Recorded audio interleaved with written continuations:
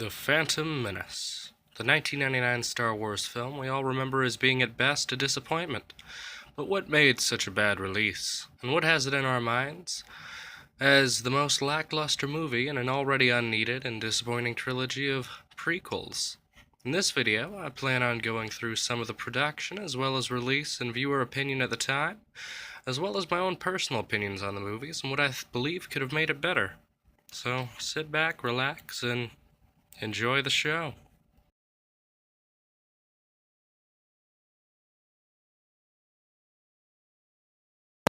The story begins in early 1997, where storyboards were drawn up and casting began. George Lucas, returning director from the original trilogy, decided that CGI had come far enough for him to finally make the movie he had always dreamed of. This was probably his first real mistake. After the hit that was Jurassic Park, with its cutting-edge visual effects, ILM was the first choice for his film. But what I don't believe he understood is that the blending of practical effects and CGI is what made the effects actually work. He believed that a CGI-only approach is what would make his movie what it needed to be. Jar Jar is a key to all this. Jar Jar was the key. No joke. Jar Jar Binks would be the key to this movie. I hope that gives you an idea of the kind of mindset that he had during production. They should have known that from video testing alone that they would have to come up with a much better concept for this character, but a year and a half later and a $115 million budget, the movie premieres, and of course being Star Wars, and after years without another film, it was the most anticipated movie of the year. And during its theatrical run, it grossed over $924 million.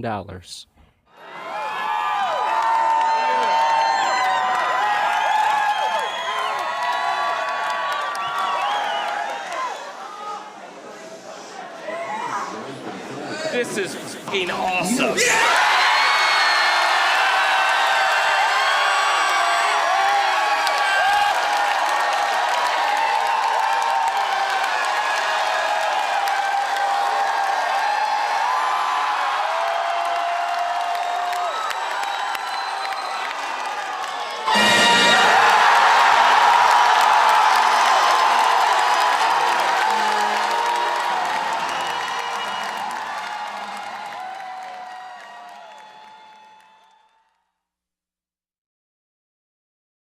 That pretty much ended anyone's excitement with this film after the premiere, though.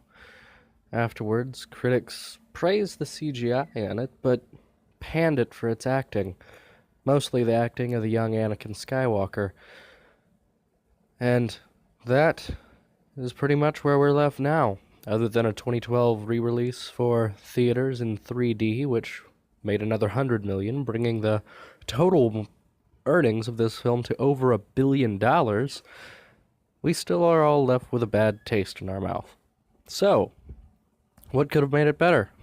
What could have made this film not the piece of crap it was? Well, I've got one idea. Something along the lines of not having that thing in this movie. See, I'm sure that it was very good for marketing because children love goofy characters, but when you have this established series of serious movies that have some humor, but they're not based on humor, and then you apply a character like this in it, it kind of spits in the face of everything that made Star Wars what it was. Combine that with CGI on the characters that were, at best, in the uncanny valley, and you get what everyone considers to be the worst character to ever be introduced into film, much less Star Wars, film in general. No one likes Jar Jar. No one will ever like Jar Jar. Another idea would have been a much better writer. Other than Anakin Skywalker's performance amongst other characters, the writing of the movie in general was the other thing that critics panned it for. If they had taken more of their time, spent a little more time on the cutting room floor, we probably would have had a much better film on our hands, but instead, we have what we have today. Nothing that can really be changed about it now, but there are a lot of good things about this movie. Well, not a lot, but one main one. To locate the ship, it's out of our range. Not full of Sith. This is my apprentice, Giraffe mole. He will find your lost ship. Yep, that's right. The infamous Darth Maul. One of the best villains, in my opinion, to ever come into the Star Wars cinematic universe. And he has maybe 4 minutes of screen time most, and he's killed off in this one movie. I don't understand what decision-making there was there, but as I said, the writing of this movie was panned. You can definitely understand why. In a world where Jar Jar Binks takes more screen precedence than one of the best villains to ever be put on film, well, that's a world that George Lucas made. Well, I'd love to have your thoughts on all of this up ahead.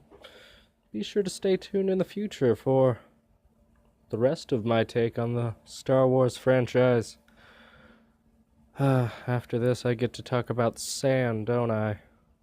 And the beauty that is Hayden Christensen.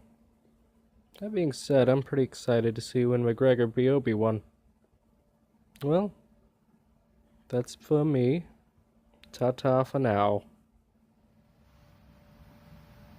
Well, that's the end of this video. Hope you liked it. Be sure to comment, and let me know what you would like me to review, or do an overview of. I really like this format. Nice, fun, lets me talk. It's really big pain in the ass to edit. Yeah, fun. Well, ta-ta for now.